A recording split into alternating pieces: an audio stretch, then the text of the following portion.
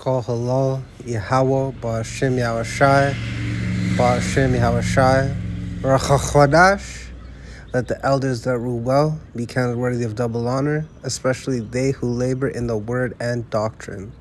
To the 12 tribes which are scattered abroad, greeting. All right, let's get into the words of Yahushai HaMashiach, the author and finisher of our faith. So this is John, St. John chapter 15, verse 1. I am the true vine, and my Father is the husbandman. And the word husbandman, get or gas, which means a husbandman, tiller of the soil, a vine dresser. Verse 2. Every branch in me that beareth not fruit, he taketh away. And every branch that beareth fruit, he purgeth it, that it may bring forth more fruit. And, on a carnal sense, right, we're told to be fruitful and multiply. But on a spiritual sense, we're also to be fruitful and multiply and bring forth more fruit.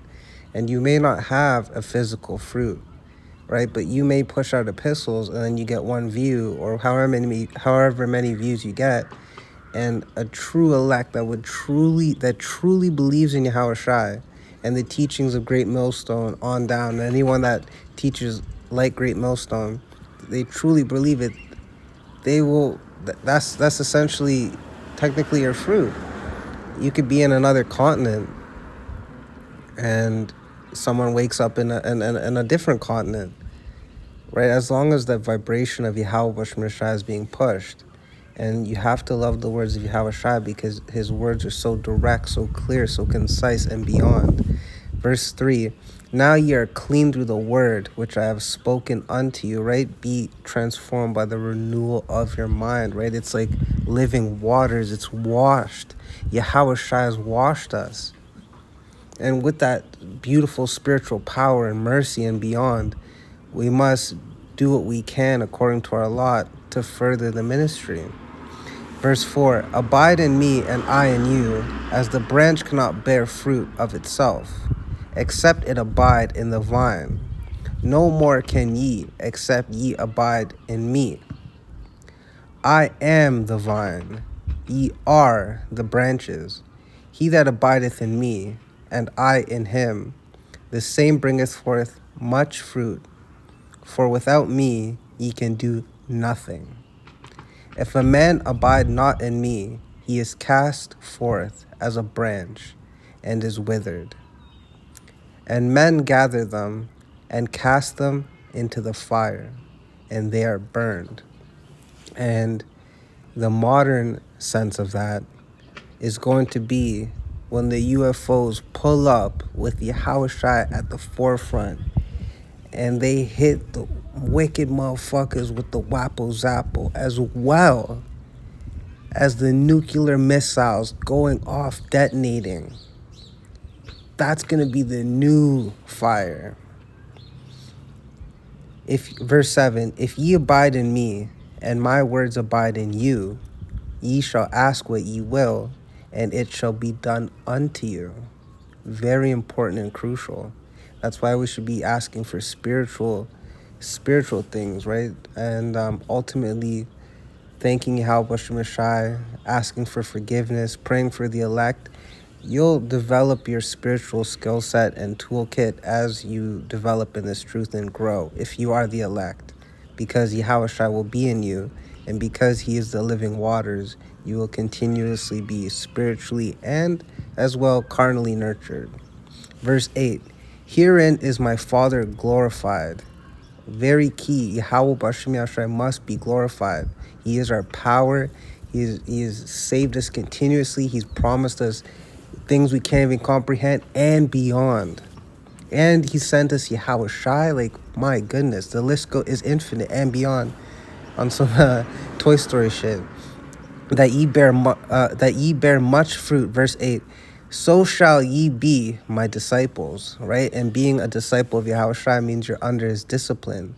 You think your mind is likened unto Yahushua, right? Let this mind be in you that is in Mashiach Yahushua. Verse 9, as the Father hath loved me, so have I loved you. Continue ye in my love. And the love of Yahushua is, you can't even compare it to anything, because it's beyond any, like, when, and we experience that even in these carnal flesh bodies, right? When you're reading the scriptures and things click, or when you're praying, or when you're at camp, right?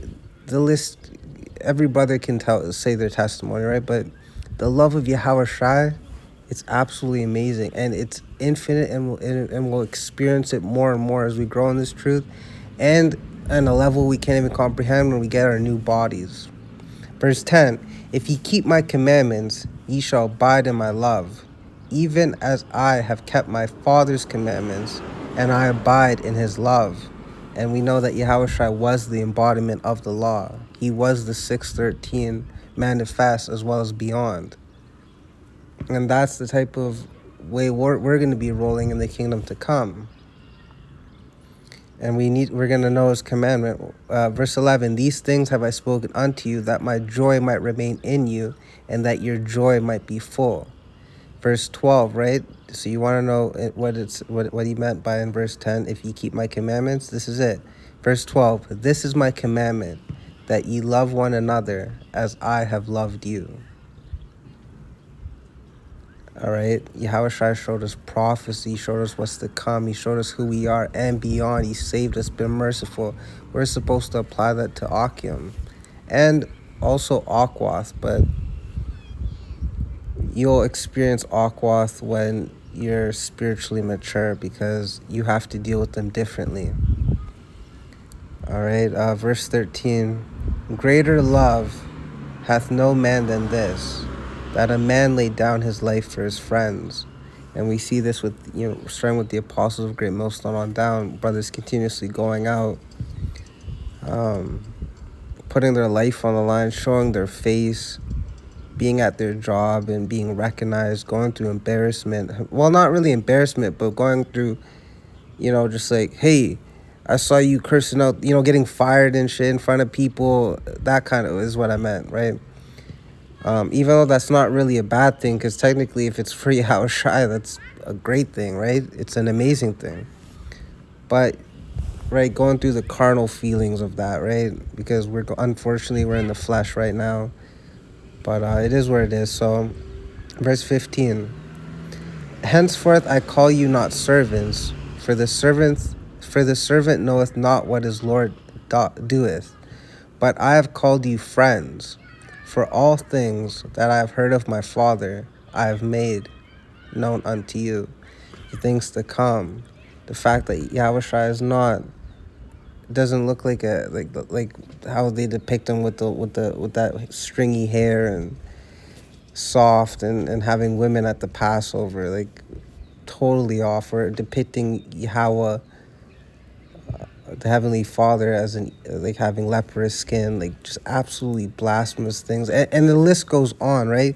Knowing prophecy, what's to come, knowing what the MOTB is, and beyond. Like, my goodness, it's like before this truth, we literally were dead, and Yahushua being in us, we are now alive. So with that, I hope you all are edified. Shalom.